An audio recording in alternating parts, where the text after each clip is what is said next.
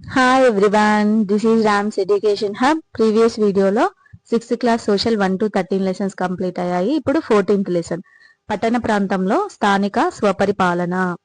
ఇందులో first point, నగరాలలోనూ పట్టణాలలోనూ పౌర సౌకర్యాలు కల్పించడం అనేది చాలా కష్టమైన పని. నగరాల్లో పట్టణాల్లో పౌర సౌకర్యాలు కల్పించడం అనేది కష్టమైన పని. సో దీనికోసం ఒక పెద్ద వ్యవస్థ అనేది అవసరం. ఈ వ్యవస్థను ఏమంటారు? పురపాలక సంస్థ అని అంటారు. జనాభాను దృష్టిలో పెట్టుకొని 3 రకాల పురపాలక సంస్థలు ఉన్నాయి. అవేంటంటే నగర పంచాయతీ. నగర పంచాయతీలో జనాభా 20,000 to 40,000 ఉంటారు. మున్సిపల్ కౌన్సిల్, ఇందులో 40,000 to 3 lakhs వరకు జనాభా ఉంటారు.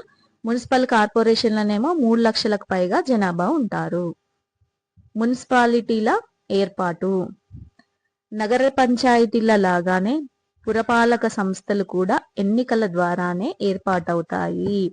మన ప్రీవియస్ లెసన్ లో చూసాం కదా, నగర పంచాయతీలు ఎట్లా ఏర్పాటవుతాయి? ఎన్నికల ద్వారా ఏర్పాటవుతాయి. అదే విధంగా ఈ పురపాలక సంస్థలు అనేవి కూడా ఎన్నికల ద్వారానే ఏర్పాటవుతాయి. నగర ప్రాంతాలను వార్డులుగా, డివిజన్లుగా విభజిస్తారు. నగర ప్రాంతాలను ఎట్లా విభజిస్తారండి? వార్డులుగా, డివిజన్లుగా విభజిస్తారు. ఈ వార్డులకు ప్రతినిధులను ప్రజలు ఎన్నుకుంటారు. గ్రామ పంచాయతీలలో, ప్రీవియస్ క్లాస్ గురించి నేను చెప్తున్నా, గ్రామ పంచాయతీలో జనాభాని బట్టి 5 to 21 వార్డ్స్ గా డివైడ్ చేస్తారని చెప్పింది కదా. ఆ ప్రతి వార్డుకి ఒక ప్రతినిధిని ఎన్నుకుంటారు. వాళ్ళని ఏమంటారు? వార్డు సభ్యులు అంటారు. ఈ వార్డు సభ్యులను ఎవరు ఎన్నుకుంటారు? ప్రజలే ఎన్నుకుంటారు కదా. సో ఇక్కడ కూడా ప్రతినిధులను ఎన్నుకుంటారు. ఈ ప్రతినిధులను పురపాలక సంస్థల్లో అయితే కౌన్సిలర్ అని, కార్పొరేషన్ లో అయితే కార్పొరేటర్ అని అంటారు. అదే గ్రామ పంచాయతీలో అయితే వార్డు సభ్యులు అని అంటారు. వార్డు కౌన్సిలర్లతో పాటు పంచాయతీలకు సర్పంచ్ల మాదిరిగానే చైర్మన్, మేయర్ ఈ సంస్థలకు పెద్దగా వ్యవహరిస్తారు. గ్రామ పంచాయతీకి హెడ్ ఎవరు? సర్పంచ్ కదా. అదే విధంగా ఇక్కడ పురపాలక సంస్థకి, కార్పొరేషన్ కి హెడ్ ఎవరు? Chairman and mayor. ఈ చైర్మన్ మరియు మేయర్ కూడా మున్సిపాలిటీ మరియు కార్పొరేషన్ లో నమోదైన ఓటర్ల ప్రత్యక్ష ఎన్నిక విధానం ద్వారా ఎన్నుకుంటారు. గ్రామ పంచాయతీలో సర్పంచ్ ని ఎవరు ఎన్నుకుంటారు? ప్రజలే ప్రత్యక్షంగా ఓటింగ్ ద్వారా ఎన్నుకుంటారు. సేమ్ ఇక్కడ కూడా అట్లనే ఈ చైర్మన్ ని మరియు మేయర్ ని కూడా ఓటర్లే ఎన్నుకుంటారు ప్రత్యక్ష ఎన్నికల విధానం ద్వారా. పురపాలక సంస్థల ఎన్నికలకు కొన్ని నిబంధనలు ఉన్నాయి. అవేంటో చూద్దాము. పురపాలక సంఘాల ఎన్నికలు ప్రతి 5 సంవత్సరాలకు ఒకసారి జరుగుతాయి. ఓటరుకు 18 సంవత్సరాలు లేదా అంతకంటే ఎక్కువ వయసు ఉండాలి. ప్రతి వార్డుకి ఒక్కరిని ప్రతినిధిగా ఎన్నుకుంటారు. అతను లేదా ఆమె పేరు ఓటర్ల జాబితాలో వారి వార్డులో రిజిస్టర్ అయి ఉండాలి. వార్డు మెంబర్లందరూ పురుషులే. 21 సంవత్సరాలు దాటిన ప్రతి వ్యక్తి ఎన్నికల్లో పోటీ చేయవచ్చు. నెక్స్ట్, పురపాలక సంఘం ఏ విధంగా పనిచేస్తుంది? పురపాలక సంఘాలు చాలా పనులు చేస్తాయి. అవేంటంటే నీటి సరఫరా, వీధి దీపాలు, కొత్త రోడ్లు వేయడం, వాటిని మరమ్మతులు చేయడం, మురికి కాలువల మరమ్మతు, నిర్వహణ, చెత్తను తొలగించడం, పాఠశాలలను నడపడం, చౌక ధరల దుకాణాలు, ఆసుపత్రుల నిర్వహణ మొదలైనవే కాకుండా ఇంకెన్నో అభివృద్ధి పనులు కూడా చేస్తారు. నెక్స్ట్, వివిధ రకాల పనులు చేపట్టడానికి పురపాలక సంఘానికి కొన్ని కమిటీలు ఉంటాయి. పురపాలక సంఘానికి కొన్ని కమిటీలు ఉంటాయి. ఎందుకు? వివిధ రకాల పనులు చేయడానికి. వీటిలో కౌన్సిలర్లకు ముఖ్య భూమిక ఉంటుంది. వీటిలో ఎవరికి ముఖ్య భూమిక ఉంటుంది? కౌన్సిలర్కి. ఈ కమిటీలు వివిధ విభాగాలు చేస్తున్న పనిని పరిశీలిస్తాయి. పురపాలక ప్రణాళికను కూడా తయారు చేస్తాయి. ఈ కమిటీలు ఏం చేస్తాయి? వివిధ భాగాలు అనేవి ఎట్లా పనిచేస్తున్నాయి అనేవి పరిశీలిస్తాయి. ప్లస్ పురపాలకకు సంబంధించిన ప్రణాళికను కూడా తయారు చేస్తాయి. తర్వాత దీన్ని ప్రతిపాదన తయారు చేసి పురపాలక సంఘాలు సమావేశంలో చర్చించి అన్ని నిర్ణయాలు తీసుకుంటాయి. ఈ నిర్ణయాలను అధికారులు, ఉద్యోగులు అమలుపరుస్తారు. పురపాలక సంఘం పన్నులను విధిస్తుంది. అవేంటి? ఇంటి పన్ను, నీటి పన్ను, వీధి దీపాలపై పన్ను, దుకాణాల మీద పన్ను, సినిమా టికెట్ల మీద పన్ను. బట్ ఈ పన్నుల ద్వారా వచ్చే ఆదాయం అనేది పురపాలక సంస్థ పన్నులకు సరిపోదు. సో ఇది ప్రభుత్వం ఇచ్చే గ్రాంట్ మీద ఆధారపడి ఉంటుంది. ప్రభుత్వము రోడ్లు వేయడానికి, నీటి ట్యాంకు నిర్మాణానికి, మున్సిపాలిటీ రోజువారీ పనులకు నిధులను మంజూరు చేస్తుంది. దేశంలో చాలా పురపాలక సంఘాలు చెత్త సేకరించడం, తొలగించడం వంటి పనులకు ప్రైవేటు కాంట్రాక్టర్లను నియమిస్తున్నారు. దీన్నే సబ్ కాంట్రాక్టింగ్ అంటారు. అంటే ఇంతకు ముందు ఈ పనులనేవి పురపాలక సంఘం ఉద్యోగులు చేసేవాళ్ళు. ఇప్పుడు మాత్రం ఈ చెత్త సేకరించడం, చెత్త తొలగించడం వంటి పనులకి ప్రైవేట్ కాంట్రాక్టర్లను నియమిస్తున్నారు. సో దీన్ని ఏమంటారు? సబ్ కాంట్రాక్టింగ్ అంటారు.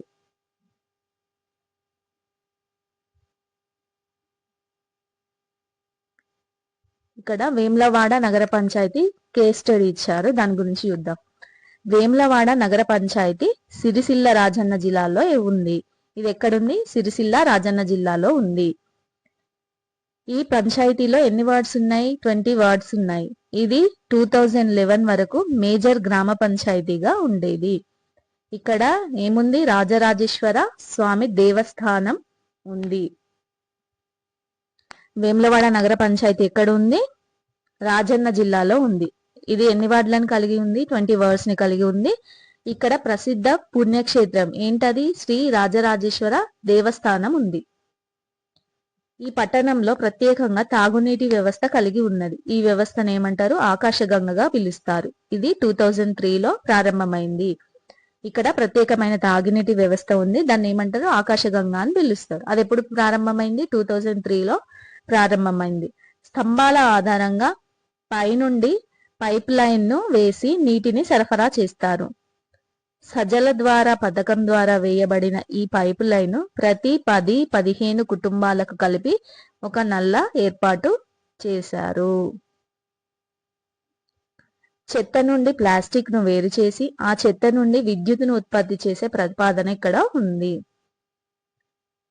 ఇంతటితో 14th లెసన్ కంప్లీట్. ఇప్పుడు 15th లెసన్ మన సమాజంలో వైవిధ్యం.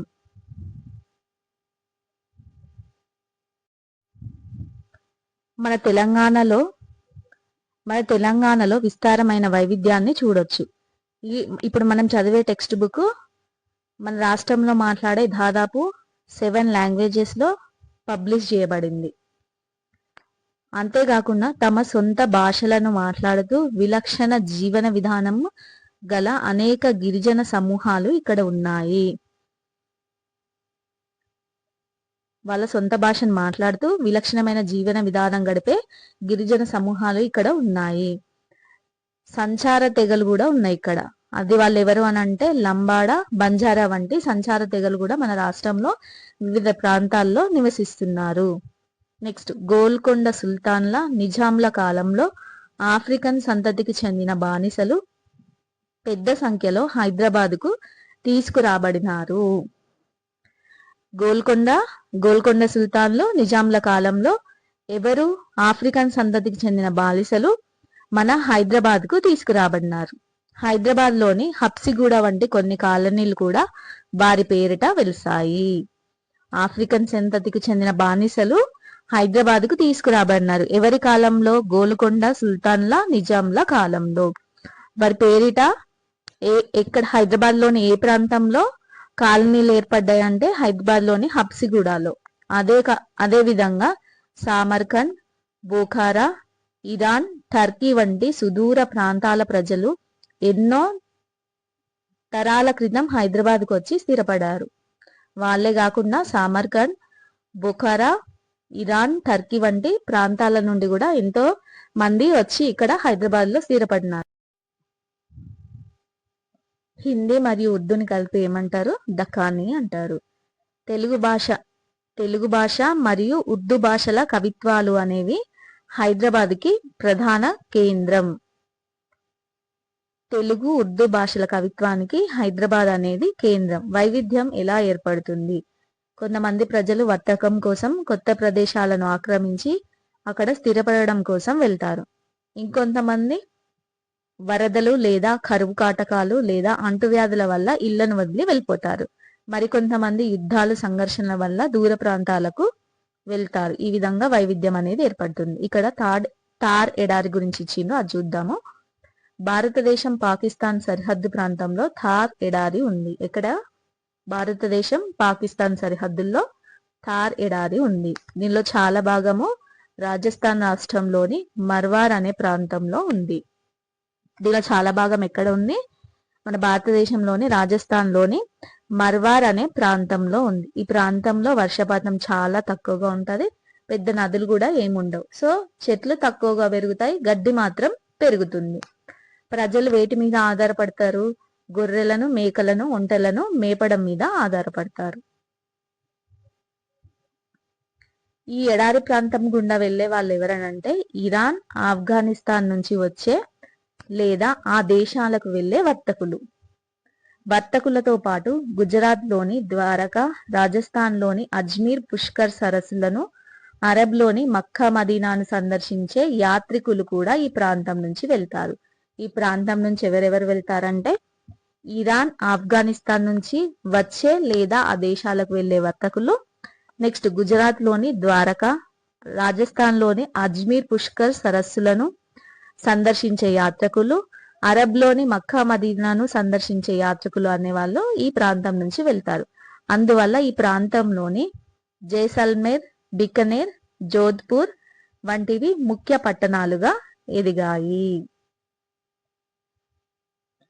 బుహారా ముస్లింలు, సున్నీ ముస్లింలు, షియా ముస్లింలు, జైనులు, శైవులు, వైష్ణవులు, సిక్కులు ఇక్కడ పట్టణాలు, గ్రామాలలో స్థిరపడినారు. ఈ థార్ పట్టణాల్లో స్థిరపడిన వాళ్ళు ఎవరెవరు? బుహారా ముస్లింలు, సున్నీ ముస్లింలు, షియా ముస్లింలు, జైనులు, శైవులు, వైష్ణవులు, సిక్కులు. వివిధ ప్రాంతాలకు చెందిన ఎందరో రాజులు ఈ ప్రాంతాలలో రాజ్యాలను స్థాపించారు. వర్షపు నీటిని నిల్వ చేయడం, ఎడారి నేలలను సాగు చేయడం వంటి క్లిష్టమైన పద్ధతులను ఇక్కడి ప్రజలందరూ అభివృద్ధి చేశారు. తద్వారా థార్ ఎడారి ప్రపంచంలోనే అత్యధిక జనసాంద్రత కలిగిన ఎడారిగా మారింది. ఇక్కడి ప్రజలు ఒకప్పుడు రొట్టెలను పెసరపప్పు లేదా మినపప్పుతో తినేవారు.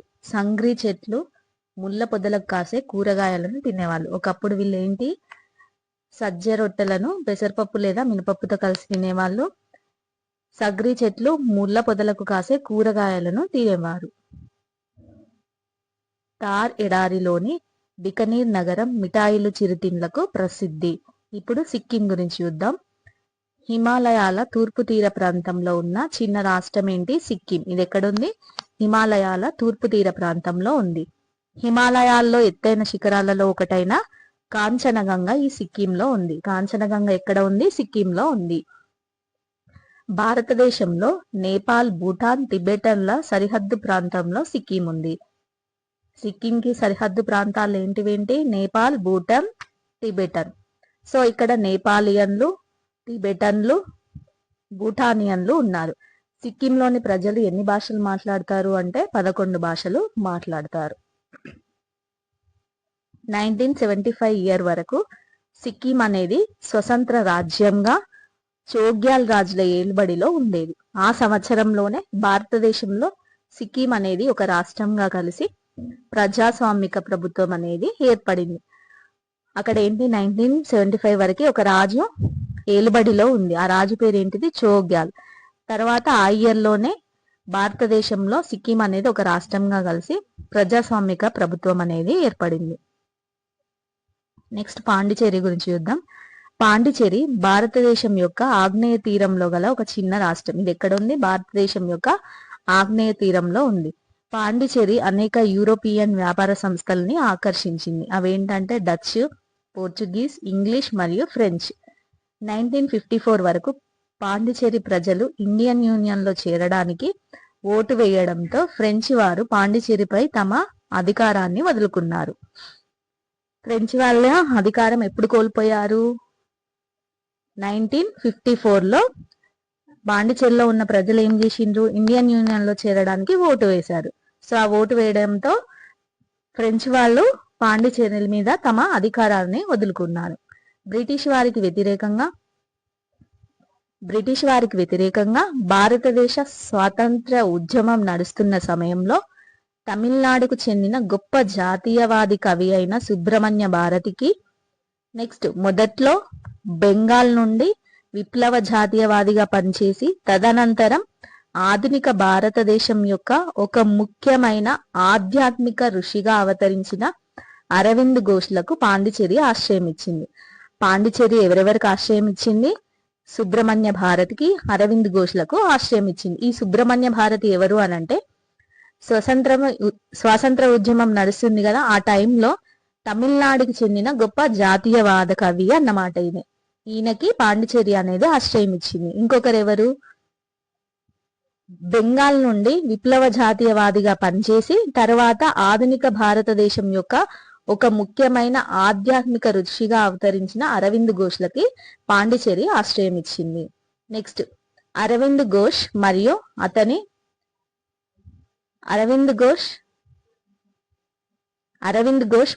మరియు అతని ఫ్రెంచ్ శిష్యురాలు అయిన అమ్మ అరవిందాశ్రమాన్ని స్థాపించారు. శాంతి మరియు ప్రపంచ సహకారం అనే సందేశాన్ని వ్యాప్తి చేయడానికి ఐక్యరాజ్య సమితి యొక్క మద్దతుతో ఆరోవిల్లే అనే అంతర్జాతీయ గ్రామం స్థాపించబడింది. ఆరోవిల్లే అనే అంతర్జాతీయ గ్రామము దేనికోసం స్థాపించబడింది? శాంతి మరియు ప్రపంచ సహకారం అనే సందేశాన్ని వ్యాప్తి చేయడానికి. దీనికి ఎవరు మద్దతు తెలిపారు? ఐక్యరాజ్య సమితి మద్దతు తెలిపింది.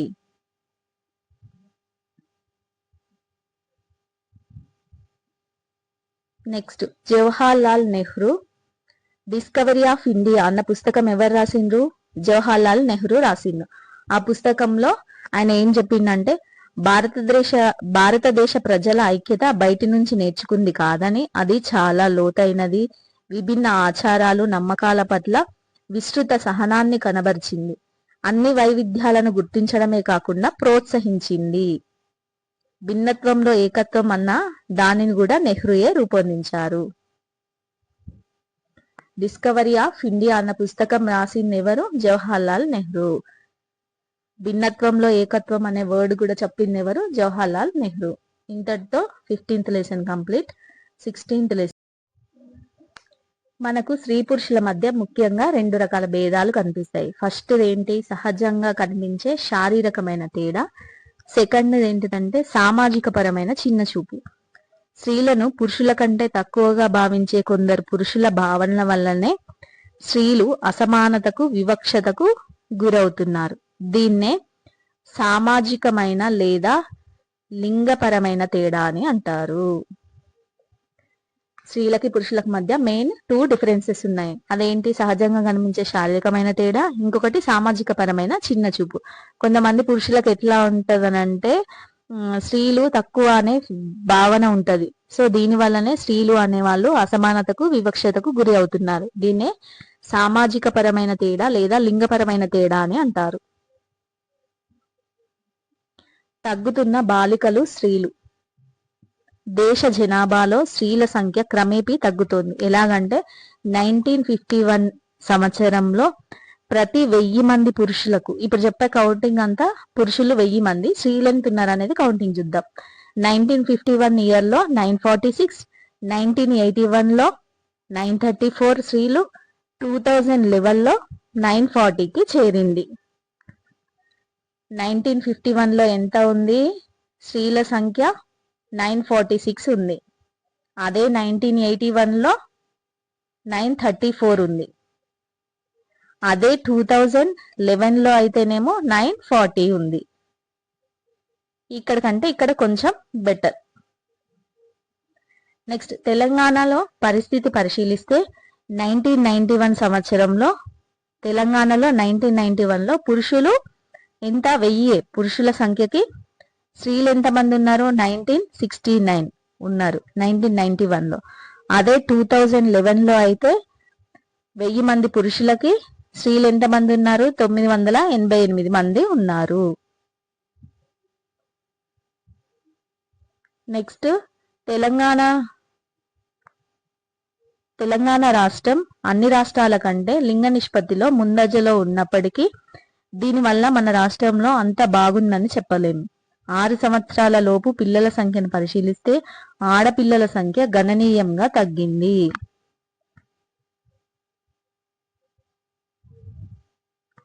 తెలంగాణ రాష్ట్రంలో లింగ నిష్పత్తిలో ముందంజలో ఉన్నప్పటికీ 6 సంవత్సరాల లోపు పిల్లలైన ఆడపిల్లల సంఖ్య చాలా తగ్గిందంట. అది ఇక్కడ ఒక బాక్స్ లో ఇచ్చారు, చూద్దాం. 1991లో బాలురులు మీన్స్ బాయ్స్ 1000 ఉంటే గర్ల్స్ ఎంతమంది ఉన్నారు? 978. అదే 2001లో 936 బాలికలు ఉన్నారు. 2011లో 933 బాలికలు ఉన్నారు. ఈ రేషియో అనేది తగ్గుతూ వస్తుంది. పుట్టడానికి ముందే గర్భంలో శిశువును చంపడాన్ని ఏమంటారు? భ్రూణ హత్య అంటారు. తెలంగాణలో ప్రతి 100 మంది స్త్రీలలో 28 మంది మాత్రమే 1991 ఇయర్ వరకు అక్షరాస్యులని గమనించారు. తెలంగాణలో ప్రతి 100 మంది స్త్రీలలో 28 మంది మాత్రమే అక్షరాస్యులని గమనించారు. ఏ ఇయర్ వరకు? 1991 వరకు. అదే 2011 వరకు ఆ సంఖ్య 58కి చేరింది. ఇదే కాలంలో పురుషుల అక్షరాస్యత 52 నుండి 75 వరకు పెరిగింది. పురుషుల అక్షరాస్యతనేమో 75కి పెరిగింది, స్త్రీలదేమో 58కి చేరింది. ఎక్కడ నుంచి? 28 నుండి. భారతదేశంలో బాగా విస్తరించిన విద్యా సంస్థను ఆంధ్రప్రదేశ్ మరియు తెలంగాణ రాష్ట్రం కలిగి ఉన్నాయి. 1,00,000కు పైగా పాఠశాలలు, కళాశాలలో 1.50 crore విద్యార్థులు చదువుతున్నారు. 30 సంవత్సరాల క్రితం 100 మంది బాలికలు బడిలో చేరితే 65కు మంది మించి 5వ తరగతి ఆపై చదువు కొనసాగించడం లేదు. కేవలం 15 మంది ఆడపిల్లలు మాత్రమే ఇంటర్మీడియట్ వరకు విద్యను అభ్యసించగలుగుతున్నారు. ఏంటదా? 30 years బ్యాక్ 100 మెంబర్స్ స్కూల్లో చేరితే 65 మెంబర్స్కి మించకుండా 65 మెంబర్స్కి మించి అంటే అంతకంటే ఎక్కువ 5th క్లాస్ తర్వాత చదువు అనేది కొనసాగించడం లేదు. కేవలం 15 మెంబర్స్ మాత్రమే ఇంటర్మీడియట్ వరకు విద్యను అభ్యసించగలుగుతున్నారంట.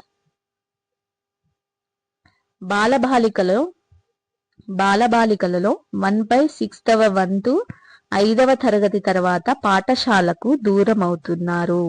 5వ తరగతి తర్వాత పాఠశాలకు దూరం అయ్యే బాలబాలికలు ఎంతమంది అంటే 1/6వ వంతు. 1980 దశకంలో ఒక చట్టం వచ్చింది. అదేంటంటే వారసత్వంగా వచ్చే తల్లిదండ్రుల ఆస్తిలో కొడుకులతో పాటు కూతుర్లకు కూడా సమాన వాటా కల్పించడం జరిగింది.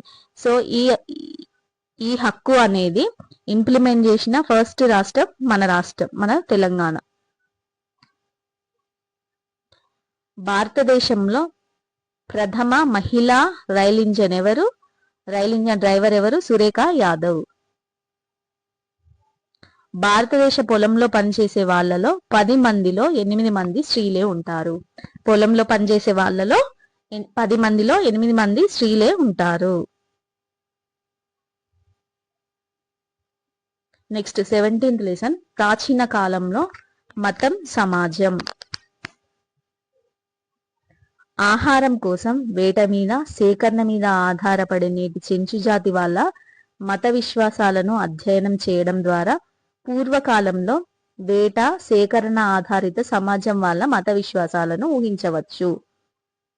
వీళ్ళ వేట, ఆహార సేకరణ ఆధారిత సమాజం వాళ్ళ మత విశ్వాసాలను మనం ఎట్లా ఊహించవచ్చు అంటే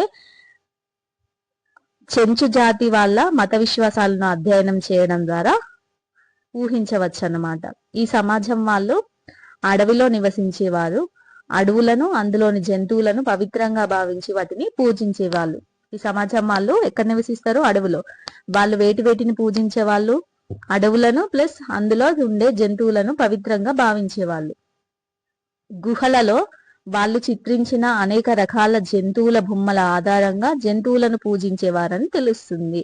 వాళ్ళు గుహల్లోనట అనేక రకరకాల బొమ్మలు, జంతువుల బొమ్మలను చిత్రించారట. సో దాన్ని బట్టి వీళ్ళు జంతువులను పూజించేవారని తెలుస్తుంది. జంతువుల వేషాలను ధరించి ముఖాలకు ముసుగులు వేసుకొని వేటాడే దృశ్యాలను అనుకరిస్తూ సామూహిక నృత్యాలు చేస్తూ ఆరాధించేవారని కొందరు చరిత్రకారుల అభిప్రాయం. వీళ్ళు తమకు మంచి వేట లభించాలని ప్రార్థించేవాళ్ళు. వీళ్ళు దేనికోసం ప్రార్థించేవాళ్ళు? మంచి వేట లభించాలని ప్రార్థించేవాళ్ళు. ఇక్కడ చూడండి, పిక్చర్ ఇచ్చింది కదా, ముసుగు ధరించి నృత్యం చేస్తున్న దృశ్యం. ఇక్కడ ఇంకొకటి ఏంటి, బెంబెట్కాకు చెందిన అడవి పంది. వేట సేకరణపై ఆధారపడిన సమాజం వాళ్ళు మృతులతో పాటు కొన్ని వస్తువులను పూడ్చిపెట్టేవాళ్ళు. మరణం తర్వాత జీవితం ఉందనే నమ్మకం వాళ్ళలో ఉండేది. ఈ వేట సేకరణ పై ఆధారపడిన సమాజం వాళ్ళు ఏం చేశారు, మృతులను పూడ్చిపెట్టేటప్పుడు వాళ్ళతో కొన్ని వస్తువులను కూడా పూడ్చిపెట్టేవాళ్ళు. ఎందుకంటే వీళ్ళు మరణం తర్వాత జీవితం ఉందనే భావనతో ఉండేవాళ్ళు. ఈ పూడ్చిపెట్టేటప్పుడు ఆ వస్తువులు అనేటివి ఆ మృతులకు ఉపయోగపడతాయి అనే ఉద్దేశంతోనే వాళ్ళు అట్లా కొన్ని వస్తువులను పూడ్చిపెట్టేవాళ్ళు. శ్రీకాళహస్తి ప్రాంతంలో నివసించిన వేట సేకరణ ఆధారిత సమాజం వాళ్ళ జీవన శైలిని, మత విశ్వాసాలను గురించి క్రీస్తు శకం 12వ శతాబ్దం నాటి తమిళ పెరియ పురాణం వివరిస్తుంది. ఈ పురాణంలో తెలుగు వారికి సుపరిచితుడైన భక్త కన్నప్ప కథ ఉంది. తమిళ పెరియ పురాణం ఏ కాలం నాటిది? 12వ శతాబ్దం నాటిది. ఇందులో ఎవరి గురించి వివరించబడి ఉంది? శ్రీకాళహస్తి ప్రాంతంలోని వేట సేకరణ ఆధారిత సమాజం వల్ల జీవన శైలిని, మత విశ్వాసాలను గురించి రాసి ఉంది. అంతేకాకుండా తెలుగు వారికి సుపరిచితుడైన భక్త కన్నప్ప కథ కూడా ఇందులో ఉంది. భక్త కన్నప్ప ఎవరనంటే ఈయన వేట సేకరణ ఆధారిత సమాజానికి చెందినవాడు. ఈయన పూజారిగా వ్యవహరిస్తూ మాంసం, తేనె, పూలు, పండ్లు మొదలైన వాటిని మహాశివుడికి సమర్పించేవాడని పెరియ పురాణం ద్వారా తెలుస్తుంది. ఈ భక్త కన్నప్ప ఎవరు? ఈయన కూడా వేట సేకరణ ఆధారిత సమాజానికి చెందినవాడే. ఈయన పూజారిగా వ్యవహరిస్తుండేవాడు. ఏం చేసేవాళ్ళు? రోజు మాంసము, తేనె, పూలు, పండ్లని మహాశివుడికి సమర్పించేవాడు. మాంసం కూడా. నల్లమల్ల అరణ్య ప్రాంతంలో నివసించే నేటి చెంచు జాతి వారు గారెల మైసమ్మ లేదా గంగమ్మ అనే తమ ఇష్ట దేవతలను నృత్యం ద్వారా ఆరాధిస్తారు. నల్లమల్ల అరణ్య ప్రాంతంలో ఉండే ఎవరు? చెంచు జాతి వారు ఎవరిని నృత్యం చేస్తూ ఆరాధిస్తారనంటే గారెల మైసమ్మ, గంగమ్మ.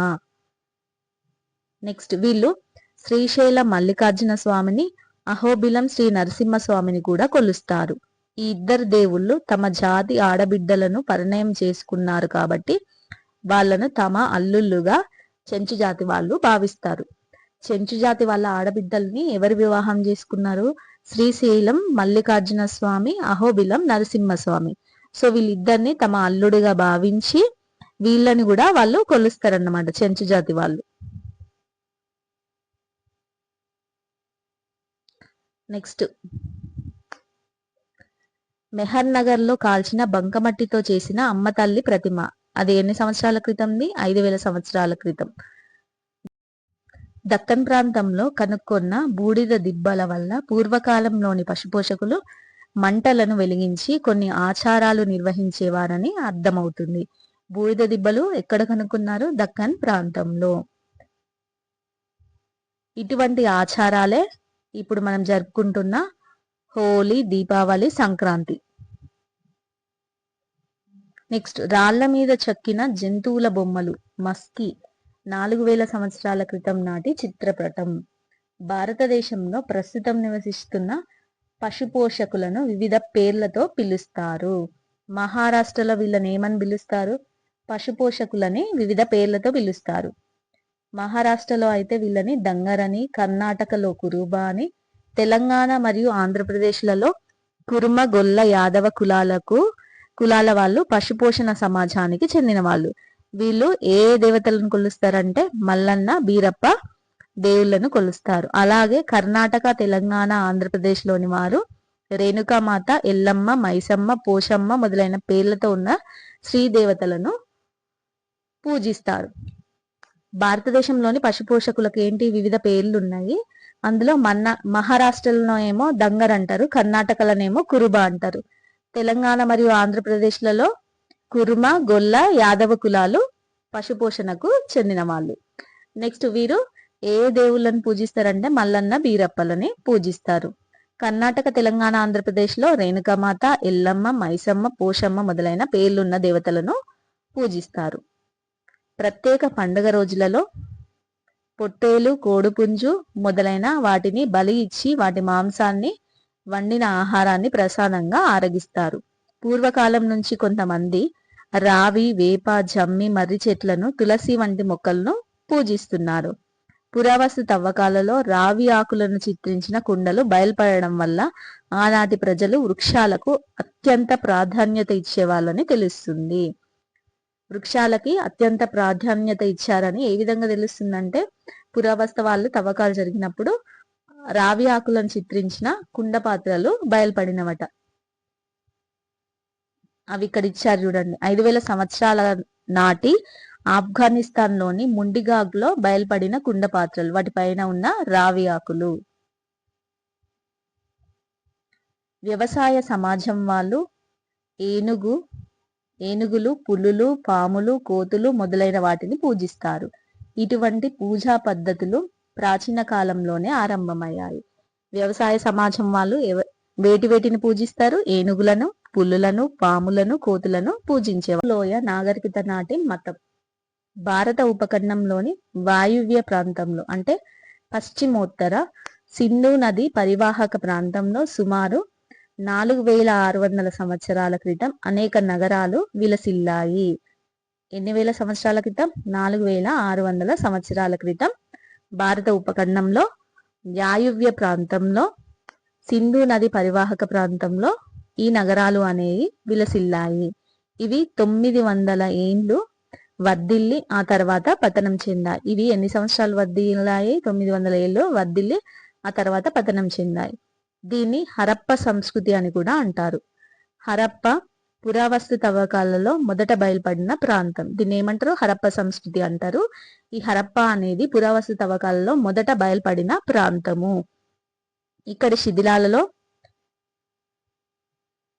శిథిలాలలో స్నాన వాటికలు, ధాన్యాగారాలు, గిడ్డంగులు, ప్రజాభవనాలు, రోడ్లు, కాలువలు, సాధారణ ప్రజల ఇండ్లు బయలుపడ్డాయి. అయితే ఇక్కడ పెద్ద పెద్ద దేవాలయాలు ఒక్కటి కూడా బయలుపడలేదు. అమ్మ తల్లి విగ్రహాలు చాలా కనిపించాయి.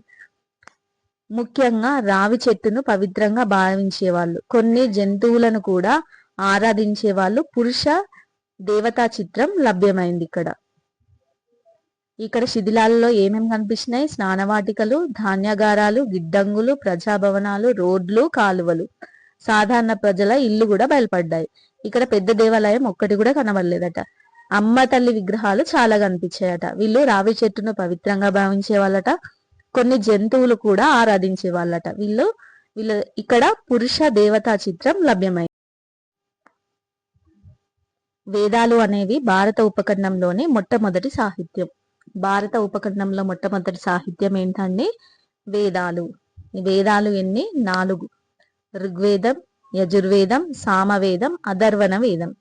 ఇందులో ఋగ్వేదం అనేది అతి ప్రాచీనమైనది. దీన్ని 3500 సంవత్సరాల క్రితం సంకలనం చేశారు.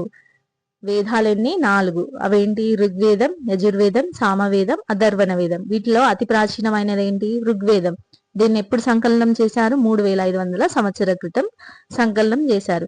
ఈ వేదాలలో ఏమేమి ఉంటాయంటే, దేవతలను కీర్తించే మంత్రాలు, ప్రపంచ శాంతి సంక్షేమం కోసం చేసే ప్రార్థనలు ఉంటాయి. వీటిని ఎవరు సంకలనం చేశారు? ఋషులు సంకలనం చేశారు. ఈ వేదాలలో ఉండే మంత్రాలు వివిధ దేవతలను కీర్తిస్తాయి. వీటిలో 3 దేవతలు చాలా ముఖ్యమైన వాళ్ళు ఎవరనంటే, 1 అగ్ని, 2 ఇంద్రుడు. ఇంద్రుడు అంటే యుద్ధ దేవత. 3 సోమలత. సోమలత అంటే ఒక చెట్టు పానీయం చేయడానికి వాడే తీగ మొక్క. చాలా శ్లోకాలను పురుషులు సంకలనం చేశారు, బోధించారు. కొన్నింటిని మాత్రమే స్త్రీలు సంకలనం చేశారు. ఈ శ్లోకాల్లో చాలా వాటిని ఎవరు సంకలనం చేశారు? పురుషులు. కొన్నింటిని మాత్రమే స్త్రీలు సంకలనం చేశారు. నెక్స్ట్, ఋగ్వేదంలో పశువుల కోసం, సంతానం కోసం, అశ్వాల కోసం చాలా ప్రార్థనలున్నాయి.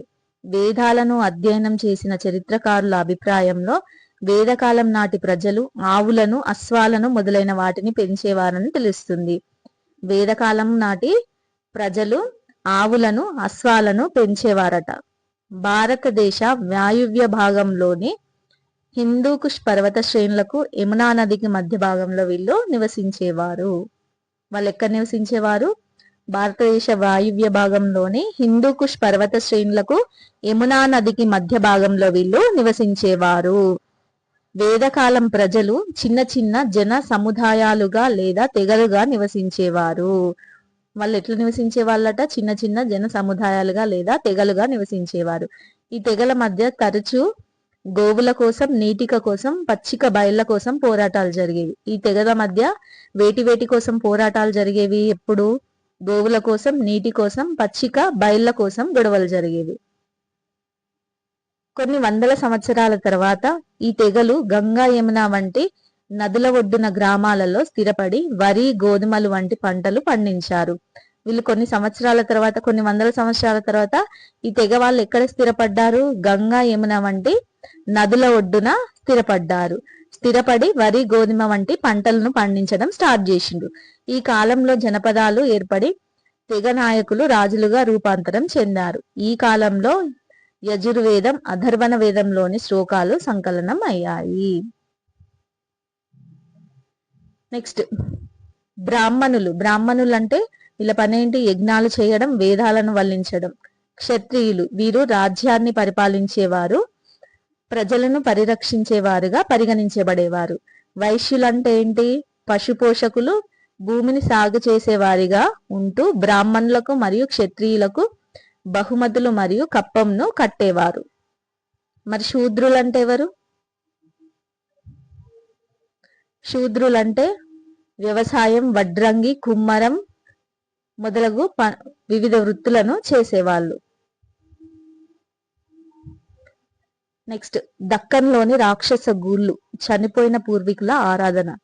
పెద్ద పెద్ద బండరాళ్లతో నిర్మించిన వాటిని రాక్షస గూళ్ళు అంటారు. వీటిని ప్రజలు ఒక క్రమ పద్ధతిలో పేర్చి సమాధులను నిర్మించేవారు.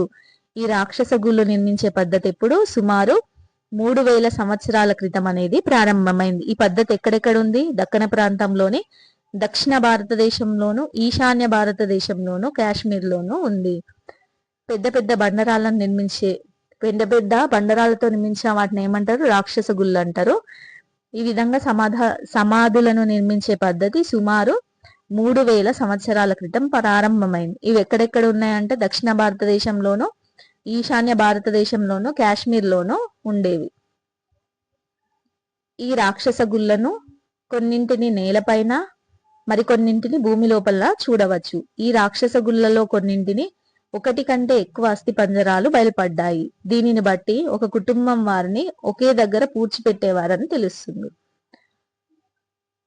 ఈ రాక్షస గుళ్ళల్లో కొన్నింట్లో ఏంటంటే ఒకటి కంటే ఎక్కువ అస్థి పంజరాలు బయటపడినాయట. అంటే దీన్ని బట్టి ఒక కుటుంబంలోని వారందరినీ ఒకే దగ్గర పూడ్చిపెట్టేవారని తెలుస్తుంది. ఈ సమాధులన్నింటికి ఒకే రకమైన లక్షణాలు గోచరిస్తాయి. సాధారణంగా మృతులతో పాటు వీళ్ళు నలుపు, ఎరుపు రంగు కలిగిన కుండలను పూడ్చిపెట్టేవాళ్ళు. వీళ్ళు మృతులతో పాటు ఏం చేసేవాళ్ళు? నలుపు, ఎరుపు రంగులు కలిగిన కుండలను పూడ్చిపెట్టేవారు. వీటితో పాటు పనిముట్లు, ఇనుముతో తయారు చేసిన ఆయుధ పరికరాలను, గుర్రాల అస్థిపంజరాలు, గుర్రాలకు సంబంధించిన పరికరాలను, రాళ్లతో, బంగారంతో తయారు చేసిన ఆభరణాలను కూడా ఇందులో లభించాయి. తెలంగాణలోని అన్ని జిల్లాలలో బృహత్ శిలాయుగం కాలం నాటి కట్టడాలైన మెన్హిర్స్ అంటే పొడవైన రాళ్ళు, గుండ్రని బండరాళ్ళు, శిలలతో చిన్న గదిలలాగా నిర్మించిన సమాధులు బయల్పడ్డాయి. ఈ మెగాలిటిక్ సమాధులలో నలుపు, ఎరుపు రంగుతో కూడిన అనేక రకాలైన పెద్ద కుండలు, వాటితో పాటు నల్లని నునుపైన ఇనుప వస్తువులు బయల్పడ్డాయి. చనిపోయిన వారి అవశేషాలు ఉంచిన రాతి పెట్టెలు లేదా మట్టి పెట్టెలు, సర్కోఫగి, చితాభస్మాన్ని పెట్టిన కుండలు కూడా ఈ సమాధుల్లో కనుగొన్నారు.